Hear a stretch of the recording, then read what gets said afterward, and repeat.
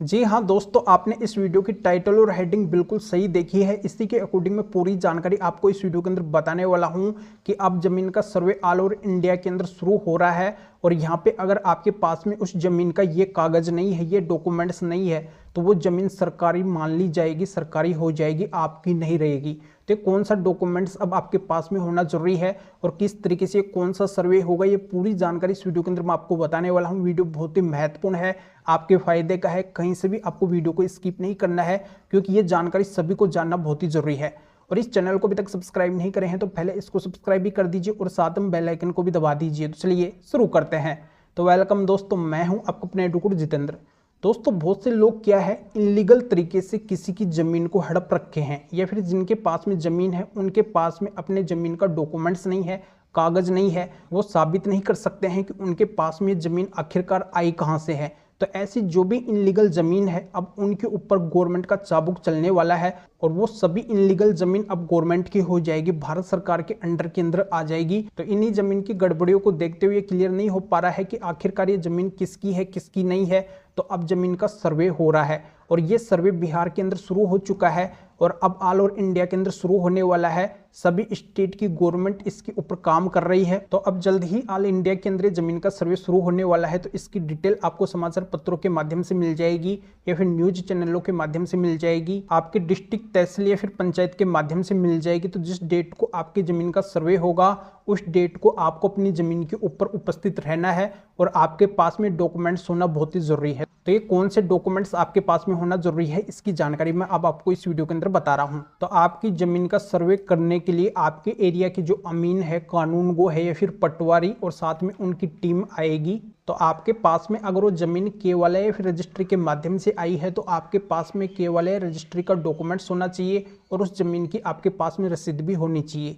या फिर वो जमीन आपके पास में खतियान के माध्यम से आई है तो आपके पास में खतियान का डॉक्यूमेंट्स होना चाहिए और उसकी रसीद भी होनी चाहिए। या आपके पास में वो जमीन वसीयत के माध्यम से आई है, आपके फैमिली की वो जमीन है और आपके हिस्से के अंदर जो जमीन आई है वो वसीयतनामे के द्वारा से आई है, तो वसीयत का आपके पास में डॉक्यूमेंट्स होना चाहिए और उस लगान की रसीद भी आपके पास में होनी चाहिए। अपडेटेड रसीद आपके पास में होना जरूरी है, नई रसीद आपके पास में होना जरूरी है।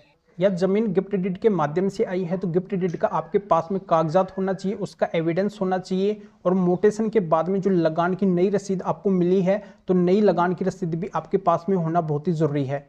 तो इनमें से आपके पास में जिस भी तरीके से आपकी जमीन आई है तो उसका आपके पास में ओरिजिनल डॉक्यूमेंट्स भी होना चाहिए और उसकी फोटोकॉपी भी होनी चाहिए। और फिर जमीन का सर्वे करके जो फोटोकॉपी डॉक्यूमेंट्स उस जमीन का है उसको अपने पास में रख लेंगे और ओरिजिनल डॉक्यूमेंट्स को देख के आपको वापस सौंप देंगे। और वो जो भी उस जमीन से रिलेटेड आपसे सवाल करते हैं तो उन सारे सवालों का तसल्ली पूर्वक आपको उनको जवाब देना है। तो पहले तो वो तुरंत आपकी जमीन का जैसे वो सर्वे करेंगे आपको कच्चा यूनिक नंबर का एक डॉक्यूमेंट्स आपको देंगे आपकी जमीन का। फिर कुछ दिनों के बाद में उस जमीन का यूनिक नंबर का एक असली डॉक्यूमेंट्स आपके पास में आ जाएगा। फिर आपकी जमीन उस असली डॉक्यूमेंट्स के नाम से ही जानी जाएगी। बाद में जो आपकी जमीन के जो भी पुराने डॉक्यूमेंट्स है उनकी कोई भी वैल्यू नहीं रहेगी, बस जो आपको नए डॉक्यूमेंट्स आपकी जमीन का मिलेगा सर्वे के आधार पे उसकी ही वैल्यू रहेगी। उसी के आधार पे आपकी जमीन पहचानी जाएगी, जानी जाएगी। तो जब भी आपके एरिया के अंदर आपकी जमीन की सर्वे की डेट आती है तो आपको अपनी जमीन का सर्वे करवाना बहुत ही जरूरी है। अगर आप सर्वे नहीं कराते हैं तो आपकी जमीन की कोई भी वैल्यू नहीं होगी। आने वाले टाइम के अंदर फिर वो सरकार की जमीन मान ली जाएगी या फिर जिनके पास में उस जमीन का कोई भी कागजात नहीं है तो उनकी जमीन भी सरकारी मान ली जाएगी।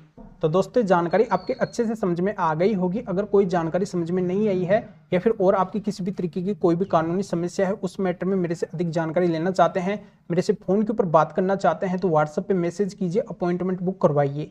तो अभी आप इस वीडियो को लाइक कर दीजिए और शेयर भी कर दीजिए जो और लोगों तक भी जानकारी पहुँच सके। तो वीडियो देखने के लिए आप सभी का बहुत बहुत धन्यवाद।